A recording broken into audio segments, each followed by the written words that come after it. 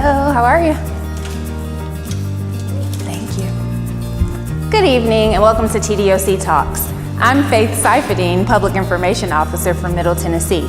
Tonight we're here at Riverbend Maximum Security Institution and we're talking to Eric Qualls from Rehab and Mickey Doherty from Community Supervision about driver's license and ID for offenders upon release.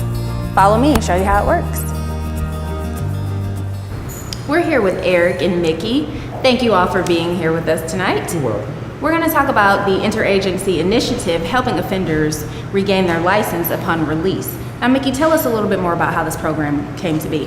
Well, about 5 years ago, we realized that the process we had in place for helping offenders get a driver's license or state ID before they were released just wasn't working. And we knew that not having an ID or driver's license upon release was really probably the largest obstacle they faced with regard to successful reentry. Because without a driver's license, you can't do a lot of things you have to do on the street, you know. So we came to the table with the Department of Safety and Homeland Security, Commissioner Gibbons at the time, and we decided that the Department of Correction would put up the money and safety would give us the equipment and the software and the training and all this installation, and we were able to put equipment, driver's license and ID issuance equipment in all 10 TDOC facilities, and as of last year, it'll be a year on Valentine's Day, all 4 core civic facilities. So now we can go through our reentry process, identify people who are eligible or who are in need and are willing to participate, and give them a state ID before they leave, or if they're eligible, renew their driver's license before they leave. That's awesome. And speaking kind of to that willingness to participate, Eric, please tell us what exactly this means for an offender re-entering society. It is absolutely essential because, as Mickey alluded to earlier, you cannot go out into society without a form of ID. It just opens up all kinds of negative connotations if you go out into the community and you don't have an ID. You have to have an ID to cash a check. You have to have an ID to almost do anything. And so the ability of the department to issue IDs to individuals upon release, state IDs, not just any ID, but an ID through the Department of Safety means all the difference in the world to an individual. That's awesome. I think it's super important off of that to know that when these offenders leave, it's not an in theory, we're gonna do something and you might get something when you get out. They actually leave custody with an interim document, just like the 3 of us would get if we went to get an ID or driver's license renewed. And then their hard copy gets mailed back to the facility or to their home address if they've already been released. So they actually walk out of here with a valid document. It's not, they don't go out empty-handed. Right.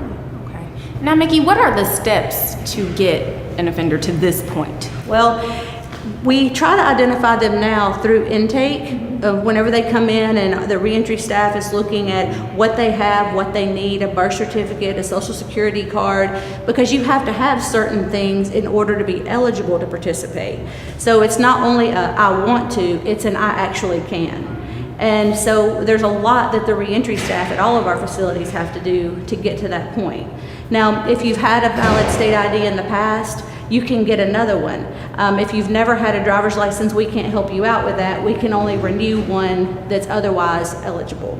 So you go through the reentry staff. It involves your records clerks, your fiscal team, your issuance staff. They're the last stop. By the time you get to an issuance operator, you've gone through so many other levels of the institution. Is there anything you all would like our viewers to know that you'd like to add about this great program?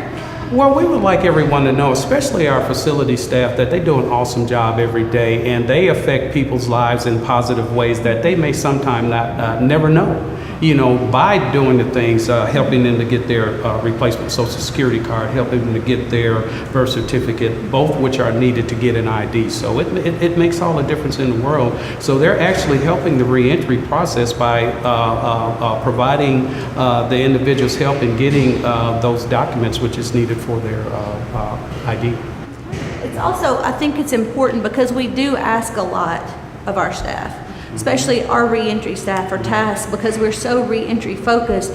We constantly give them the next thing as we identify with our best practices. What's the next best thing we can do as a correctional organization?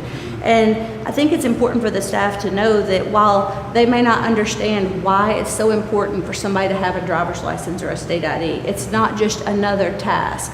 That person who leaves here with an ID is the person who can get a job, can get a bank account, can cash a check, can get connected with benefits and services, can get a home.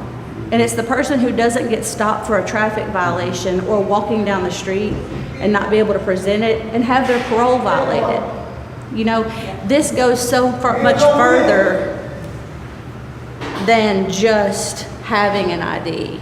It affects them years, generations down the road. Absolutely. And it's essential because when everybody gets out, they're actually supposed to go to the American Job Centers in order to get registered, to seek employment and things of that nature. So it's essential that they have those documents, as we alluded to. Awesome. Well, thank you all for being here with us. Thank you. Not only are we going to tell you about it, we're going to show you how this process works Absolutely. with Mickey and Eric. So as you can see, our issuance offices look like a regular driver's license issuance station. If you walked into any safety center, this is what you would see: the computers, the cameras, the printers and scanners. We use everything they do, including the requisite backdrop. So whenever an offender gets to this point, they've already been vetted by the reentry staff. They've already said that yes, they want to participate, and we know that they're eligible. So most offenders will already have their driver's license application filled out when they get in here.